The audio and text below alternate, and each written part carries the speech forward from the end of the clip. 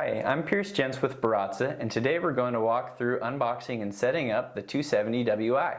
The 270WI is the 270W that's been further refined with well over 24 improvements made to the mechanical, software, and electrical of the machine. By filtering out vibrations that come from heavy footsteps, door closures, or rowdy apartment mates, the 270WI is able to deliver the user with a more accurate and repeatable performance. Along with filtering out bad information, the 270WI is always learning from itself.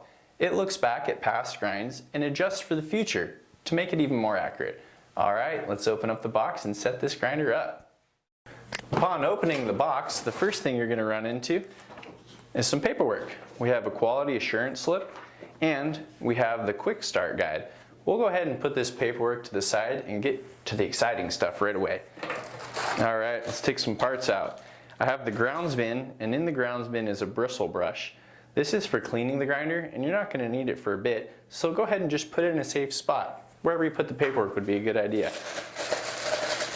We'll go ahead and take the baggie off the bin, put it to the side, and get the hopper out. So on the top of the hopper is the lid, and it has a protective film on it, which we can go ahead, take off, and discard.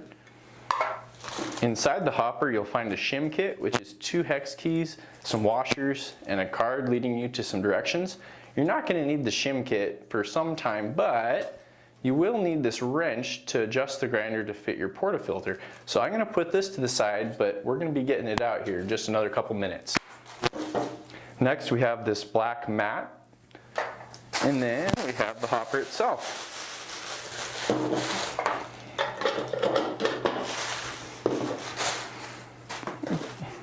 There's a power cord laying next to the grinder.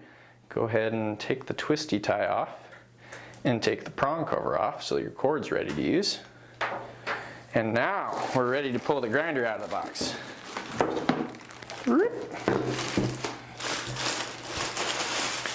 I'm going to go ahead and take the bag off the grinder and discard it, and then take care to remove the silica packet from between the burrs, and you want to throw this in the garbage. Alright, we'll go ahead and put the hopper on top of the grinder. So the hopper, it has 3 legs on the bottom of it, and these 3 legs key into 3 holes on the top of the grinder. Once you get the legs to key into the holes, then you need to rotate the hopper clockwise to lock it into position. Rotating the hopper clockwise is a critical step, and it's a required step to get the motor to turn on. And there's another step that's required as well, and we'll get to that in just a minute. But let's go ahead and put our grounds mat in, and then our grounds bin in, but my grounds bin doesn't fit. Well, right now the convertible arms are set up for accepting a portafilter, so I need to adjust them to the bin position. And to do that, all I did was press in on the right fork arm and then rotate it to the right. The left one will adjust automatically, and when you let go, the arm will spring forward and be locked into place. And now it's wide enough to accept the bin. And from here, I'm going to plug the cord into the wall. And then I'm going to plug the cord into the back of the grinder.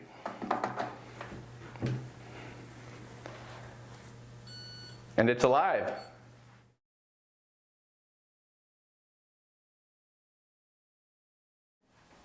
Now it's time to get the WI set up to grind by weight into my portafilter. I'm going to go ahead and remove the bin and convert the arms back into portafilter mode.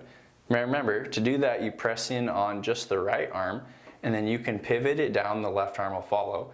You want to make sure that the arms do lock into place when you convert them. Now that it's been converted to the portafilter mode, I'm going to see, does my portafilter fit out of the box?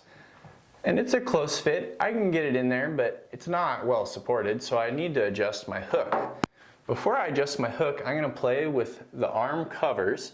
You can rotate them, and they are thicker on one side than the other. Even rotating them to different positions, I'm not able to get it to fit nicely. So I'm going to go ahead and rotate them so that they're flat and wide, because they look nice to me like that. And then I'm going to adjust my hook. Now I need you to grab your shim kit that we didn't let get too far away from us, because we need the smaller of the two hex wrenches that's in it. I'm going to grab this 2mm hex key and I'm going to use it to slightly loosen this set screw in the hook cylinder. I only loosened it about 1/4 of a turn, but by doing so, my hook is able to slide up and down. From here, I'm going to take a bit of a guess as to what I think looks good. I'm going to remove my portafilter, but I'm going to try to hold the hook in the same spot, and I'm going to tighten up this screw. And now I need to check my work. What you're looking for is that the portafilter sits relatively level on the arm and that it's well supported by the hook. You don't want it to be a very tight fit so it holds the portafilter up, and you don't want it to be a really loose fit because then it'll wiggle a little bit more. So a happy medium is what I have shown here. At this point, we're ready to select a grind weight, a grind setting, and go for it.